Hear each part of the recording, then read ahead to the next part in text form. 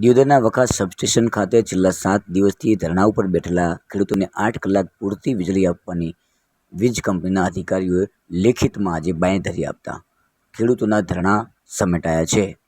એટલે કહી શકાય કે ખેડૂતોની એક અલગ પ્રકારની જીત કે લેખિતમાં કદાચ ઇતિહાસમાં સૌથી પહેલીવાર આવી રીતે આ ખેડૂતોની જીત થઈ છે। એનું મુખ્ય કારણ છે આ તમામ ખેડૂતોની એકતા તથા ખેડૂતોએ પ્રાંત કચેરીએ ફટાકડા ફોડી ઢોલ વગાડીને જીતની ખુશી મનાવી હતી અને ખેડૂતોએ કહ્યું હતું કે અમે વીજળીની માંગ સાથે સતત 7 દિવસ ધરણા યોજી આંદોલન સ્વરૂપે અનેક કાર્યક્રમો આપ્યા હતા।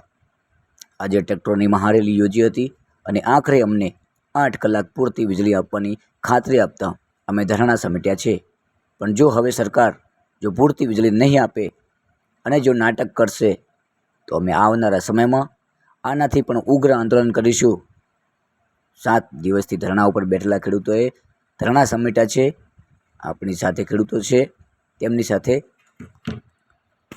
આ ચર્ચા પણ આપ સાંભળો કે જે પ્રકારે છેલ્લા 7 દિવસના ધરણા આજે સમેટાયા છે અને આજે એક ખેડૂતોનો ઇતિહાસ બની ગયો છે કે ઇતિહાસમાં સૌ પ્રથમવાર સરકારની સામે આક્રોશ કરનારને લેખિતમાં બાંયધરી આપવા માટે મજબૂર બનવું પડ્યું છે। એટલે આ જ કહી શકાય કે આ ખેડૂતોની એકતા છે। આવી જ રીતે એકતા બનાવી રાખશે તો આવનારા સમયમાં ખેડૂતને કોઈ પજવી પણ નહીં શકે, ખેડૂતને કોઈ હેરાન પણ નહીં કરી શકે। કોઈ પણ કચેરીના અધિકારીને આ ધ્યાનમાં લેવું કે આવનારા સમયમાં ખેડૂત જાગી ગયો છે એટલે સતાવવો નહીં। પત્રકાર મિત્રોનો મોટો આભાર માનું છું અને પોલીસ તંત્રનો હું કદી ભૂલી શકવાનો નથી, કારણ કે પોલીસ તંત્રની અંદર અત્યારે મારા ભાઈઓ છે, મારા જવાનો છે, મારા જ મોટા ભાઈઓ છે, એટલે અમને ખબર છે કે શું પરિસ્થિતિ છે। બધા જ આખા ગુજરાતના પોલીસ તંત્રને ખબર છે કે કેટલું પાણી ઊંડું ગયું છે અને કેટલી પરિસ્થિતિ છે।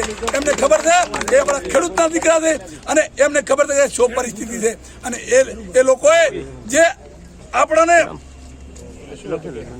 કાયદામાં રહી અને આપણને જે સાથ આપ્યો છે, એટલે કે છતાં પણ હૂંફ આપી છે, એટલે સાહેબશ્રીનો પણ આભાર માનીએ છીએ અને એમના લીધે આપણું ટોળું કંટ્રોલ મળ્યું છે।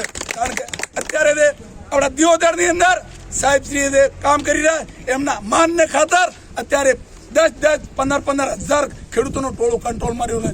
તાકાત નથી બીજા પીએસઆઈ સાહેબની કે આ કંટ્રોલમાં રાખી શકે, કારણ કે આપણે યુવાનો હતા સાહેબ પાકું સહી શિકા કરીને આલ્યું છે ને વાત ચાલુ છે।